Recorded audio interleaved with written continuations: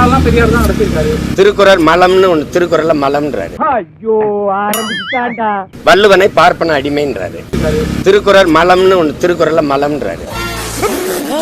என்னிடம் வராதீர்கள் தம்பிகளே, சரி சரி சரி, வகுந்து விடுவேன். சரிங்க சரி.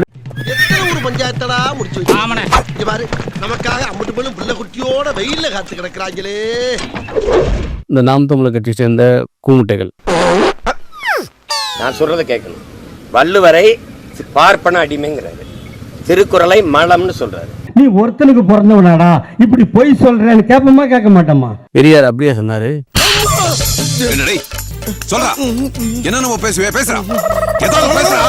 இவன் கரெக்டா அந்த சங்கி பேர் மாதிரி 2 வரிய 3 வரிய தூக்கி தந்து பாத்தீங்களா பெரியாரே பேசிருக்காரு, அதானே நாங்க சொன்னோம் அப்படின்றான்.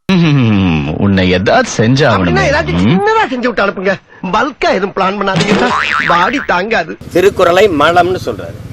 மாநாடு நடத்தினாரு. மலம்னு சொன்னது ஒரு பெரியார். இந்த ஒக்கல போய் இப்படி போய் சொன்னா எப்படிமா வருது?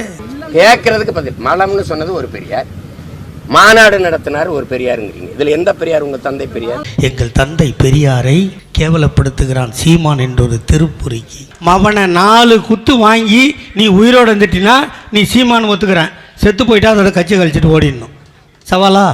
வேணாப்பா, ஒன்லி பாடி லாங்குவேஜ் தான்ப்பா, உள்ள ஒண்ணு கிடையாதுப்பா. நீ நினைக்கிற அளவுக்கு நான் ஒண்ணும் பெரிய பயிற்று கிடையாதுப்பா, ஒன்லி பில்டப்ப்பா. மாநாடு நடத்தினார் ஒரு பெரியாருங்கிறீங்க. இதுல எந்த பெரியார்? உங்க தந்தை பெரியார். மாநாடு நடத்தினது திருக்குறள் மனுஷன். மாநாடு அவர் நடத்தினாரா? மாநாடு நடத்தினதுல பங்கேற்ற மாநாடு நடத்துறது நம்புறீங்களா? ஆதாரம் இருக்கு. மலம் சொன்னதுக்கான ஆதாரம் இல்லை. யார் யாது கேக்குற கேள்வியை பார்த்தா ரிப்போர்ட்டர் மாதிரி தெரியல. உன் பயிரி உன் அலைவீசி என்ன வாங்கடா? ஒரே அப்ப ஹாஸ்பிடல் வந்து டச்சர் வந்து தூக்கிட்டு போகும். யாரங்க சமாளிக்கிறான் பாரு. நாங்க என்ன பொய் சொல்லிட்டே தினம் நினைக்கிறீங்களா?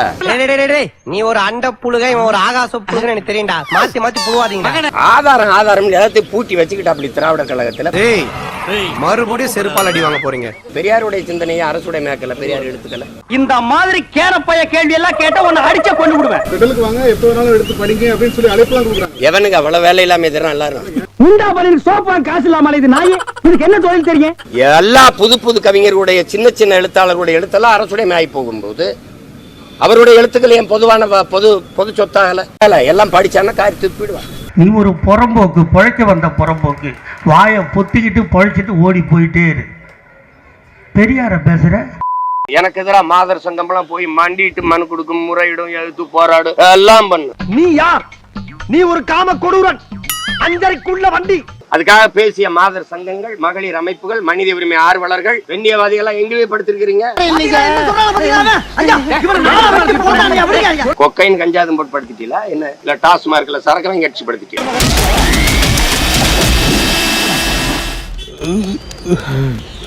அடிச்சிருந்தாலும் பரவாயில்ல, பொறாண்டி வச்சிருக்காளுங்க. நாம் தமிழர் கட்சியினுடைய நிறுவனராக இருக்கக்கூடிய சீமான் அவர்கள் வயசுக்குன்னு ஒரு மரியாதை இருக்கு. வயசு பெரிய இல்ல, வயசுக்கெல்லாம் மரியாதை இல்ல, செயலுக்குத்தான் மரியாதை. தொடர்ச்சியாக ஒரு மேடை அல்ல பல மேடைகள்ல பெண்கள் குறித்து ஒரு பிற்போக்கான கருத்துக்களை தொடர்ந்து பேசிக்கிட்டே வராரு. இவருக்கு இதான் வேலை. மாதர் சங்கம் பல விஷயங்களுக்கு போராட்டம் நடத்துற மாதர் சங்கம் இப்ப என்ன குகையினும் கஞ்சாவும் அடிச்சுட்டு மயக்கத்துல இருக்கிறாங்களா, டாஸ்மார்க் வாங்கி குடிச்சிட்டு படுத்து கிடக்குறாங்களான்னு கேட்டிருக்கிறாரு. அவனை கூப்பிட்டு செருப்பால் அடியும். செருப்பு நல்ல செருப்பு இருந்தா அடியும். மாதர் சங்கம் பெண்களுக்காக வரவில்லைன்னு ஒரு கேள்வி கேட்கறீங்களா? உங்க கட்சியில அவங்க கூடுதலா என்ன சொல்றான், அவங்க கஞ்சா போட்டு போதையை போட்டு படுத்துருச்சான்னு கேட்கறான். எவ்வளவு தெனாவிட்டு இருக்குன்னா தங்கச்சிங்களா வழக்கு பார்த்துட்டு வாங்க, அந்த பக்கம் வாங்க. அப்ப உங்க கட்சியில மகளிர் பாசறை இருக்கா இல்லையா? உங்க கட்சி மகளிர் பாசறை நோக்கி இந்த கேள்வியை கேட்டா நீ சும்மா இருப்பியா? அவ என்னையே அப்படித்தான் காலகாலமா பேசிக்கிட்டு இருக்கா. ஆனா பல விஷயங்களை அவர் பேசுற போது அவருடைய தமிழ்நாட்டு மக்களுக்காக ஒரு என்ன செஞ்சங்கிறது ஒருபோதும் பேசுனது கிடையாது. ரிதன்யாவுக்காக மாதர் சங்கம் எங்க போச்சுன்னு அவர் கேட்டதுல எங்களுக்கு சந்தோஷம் தான். இவர் பேசுற விஷயம் நாங்க அங்க இருந்ததை நாங்க வெளிப்படுத்துற ஒண்ணு. ஆனா எங்க போச்சுன்னு கேட்கக்கூடிய சீமான் எங்க போனாரு? எனக்கு நிறைய வேலை இருக்கு, நான் ரொம்ப பிஸி. அவர் ரிதன்யாவுக்காக போராடினாரா? வரதட்சணை கொடுமைக்கு எதிராக அவர் குரல் கொடுத்தாரா?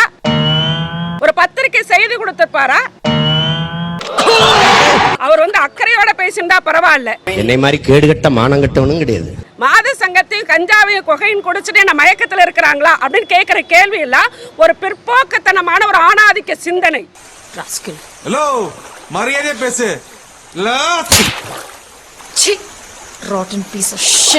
அது வந்து தமிழ்நாட்டில் இருக்கிற ஒட்டுமொத்த பெண்களையும் இழிவுபடுத்தக்கூடிய ஒரு விஷயமாக நாங்க பாக்குறோம். உனக்கு அவ்வளவு கேவலமா? இங்க இருக்கக்கூடிய கமிஷனர் ஆபீஸ்ல இருக்கக்கூடிய அதிகாரிகள், நம்முடைய ஆணையர் உள்பட இதுல கண்டிப்பாக அவர் மீது வழக்கு பதிவு பண்ணும். என்னடா பாக்குற பண்ணி பயல புரியுங்க சார், அவனை புடிச்சு ஜெயில போடுங்க சார் அவனை. அவருடைய பேச்சு இன்னைக்கு தமிழ்நாட்டு பெண்களை அவமரியாதையாக தொடர்ந்து பேசுகிறார். பேசுவதற்கு எந்த விதமான 1% தகுதி கூட சீமானு கிடையாதுங்க. அப்ப நான் பஞ்சாயத்துல ஒண்ணு சொல்லக்கூடாதா? உனக்கு சொல்ல உரிமை கிடையாது. சீமானின் அல்லக்கை ஆபாச பொறுக்கி சைக்கோ சாரங்கபாணி கைது. சாம்பார் அப்ப எனக்கு இந்த ஆபாச பொறுக்கி சைக்கோ சாரங்கபாணிய தட்டி தூக்கிட்டு போயிருக்காங்க, அல்லேக்க அடிச்சு தூக்கிட்டு போயிருக்காங்க நம்ம தமிழ்நாடு காவல்துறை. நண்பர்களே, வேற ஒண்ணு இல்ல, என்னடாச்சுன்னா ஒரு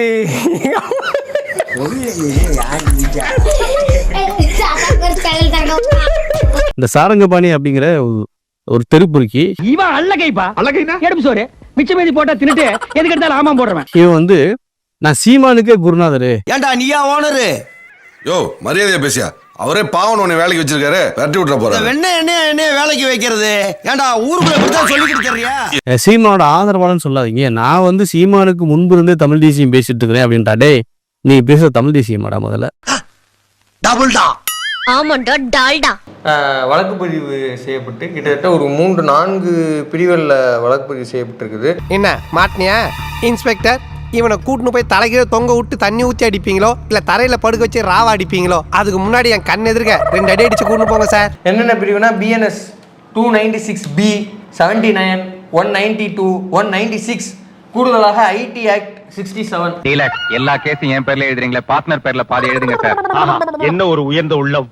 நமக்கு தெரிஞ்ச சட்ட வல்லுநர்கள் எல்லாம் கேட்டப்ப இது வந்து பெரும்பாலும் நான் பெயிலபிள் அப்படின்னு சொல்றாங்க. அப்படியா? ஆமா, நான் பெயிலபிள்னா கலி உறுதின்னு அர்த்தம். நான் சொல்லல எப்படி நீ உள்ள வருவேன்னு. நம்ம நாட்டுல எப்பவும் எந்த சூழ்நிலையும் யாருக்கும் வரும். நம்ம தான் ஜெயிச்சிட்டோம்னு ஒரே அடியா கும்மாளம் போடக்கூடாது. அடுத்த நிமிஷமே தோத்துருவீங்க. ஒரு சின்ன பொண்ணை வந்து அவன் பேசுறிய, உரிமையில பேசுறிய, 50 படுத்தியா, சான்றிதழ் கொடு அப்படிங்கிறிய. எத்தவனுக்கு பிரபாகரன் கத்து கொடுத்தாரா? நீ எல்லாம் வரலாற்று ஆய்வாளடா, விளக்கண்ண.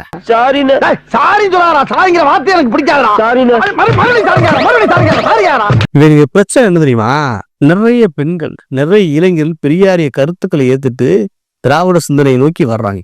இதை ஏற்றுக்கொள்ள முடியல. எனக்கு உடம்புல ஏறியுது. குனிஞ்சிட்டு பர்னால தடவு. எந்த அளவுக்கு பெண்களின் முன்னேற்றத்துக்காக பெண்களை பத்தி யோசிச்சிருக்காரு அப்படிங்கிறது அந்த பெண் ஏன் அடிமையில புத்தகத்தை வாசிட்டு அத்தனை பெண்களுக்கும் தோணும். யாருமே பெரியாரை தப்பா பார்க்க மாட்டாங்க. ஏப்பா பெரியார் சொன்ன கருத்து எல்லாம் சரிதான்பா அப்படின்னு அத்தனை பெண்களுமே கடவுள் நம்பிக்கை கொண்ட இல்ல சாதி சிந்தனை கொண்ட அத்தனை பேருமே சொல்லுவாங்க. பெரியார் ஒருத்தன் பிறக்கலன்னா நீ சேர் போட்டு உட்காருவியாமா நீ? அதுல வந்து மதிவதனி வந்து தெலுங்குச்சி. சரி, உன் பேசுபடி தெலுங்கு பெண்ணாவே இருந்த என்ன பிரச்சனை? பெரிய வரலாற்று ஆய்வாளர் தானே. சீமான் பொண்டாட்டி யாரு? ஆய்வு பண்ணி பேசு பாப்போம். அந்நியார் பிறந்த விட ஆந்திராவாக இருந்தாலும் புகுந்த வீடு தமிழ்நாடு. ஆகவே இவர் ஒரு தமிழச்சி. ஆந்திரால இருந்து வந்தா எப்படா மரத்தமிழ்ச்சி பூசாம புழுவுறோம். இப்படிப்பட்ட திருப்பூர்கியெல்லாம் நம்ம வந்து விவாதம் பண்ணுவது, பதில் சொல்றதுலாம் வீண். ஒண்ணு கைது செய்யணும், கைது செஞ்சு செயல் அடைக்கணும். இல்ல வெளியே வந்து இவங்க பெரிய போராளி மாதிரி நாங்க வந்து திராவிடத்தை இருத்தோம், பெரியார் இருத்தோம், அதனால எங்க மேல வந்து பொய் வழக்கு போட்டாங்க அப்படின்னு விட்டுவாங்க. அதனால நான் எப்படி பார்த்தா நம்ம இந்த ஜனநாயக பூர்வமா இயங்காம இருந்தோம்னா இந்த மாதிரியான இந்த சாரங்கபாணி, சைக்கோ சாரங்கபாணிலாம் அந்த இடத்துலயே நல்ல கண்ணத்தை வீங்க வச்சுன்னு வச்சுக்கோங்களேன், அடுத்து பேச மாட்டான். இத பாரு அவன நாடு உருப்படணும்னா ஒன்ன மாதிரி அரசியல்வாதிகளை நடு ரோட்ல நிக்க வச்சு நெஞ்சு மேல சொன்னா. ஆனா இப்படிப்பட்ட பொறுக்கியலை நீங்க நடமாட விட்டீங்கன்னா, பொது இடத்துல நடமாட விட்டீங்கன்னா இவன் பல பொறுக்கியலை உருவாக்குவான். அவன் மென்டல். அவன் எங்க இருக்கிறான்னு பக்குவமா பார்த்து பின்னாடி போய் அவனை 2 கையிலையும் விலங்கு போட்டு அவனை எடுத்து கீழ்பாக்கம் ஆஸ்பத்திரியில் விடும். ஒரு நாள் என் தமிழ் மீது, என் தாயின் மீது, என் தலைவன் மீது சத்தியம், இந்த நிலம் எனக்கு சிக்கிட்டு நீ செத்த. ஸ்டார்ட் பண்ணு.